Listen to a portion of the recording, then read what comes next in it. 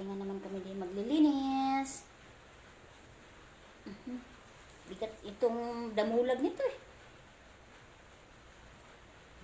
Pahinga. Oh.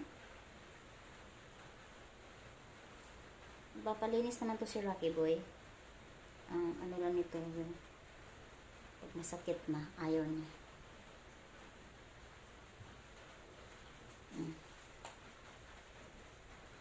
Kailangan man yun matanggal. Okay? Wala. Pag ano niya, pag ayaw niya, ayaw talaga niya. O pag okay ang mood niya, goods naman siya. Buutan. Ano? Ano? Mga ano sa tainga niya. Hindi naman araw-araw ako naglilinis sa ano niya eh. Minsan after 2 days na.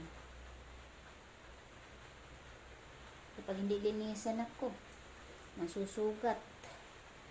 Kati. Nangati sila.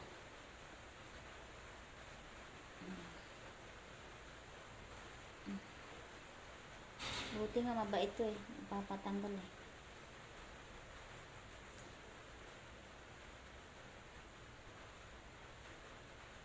Good boy ha. Bilis lang yung toothbrush mo kaya kinain mo naman yung toothpaste.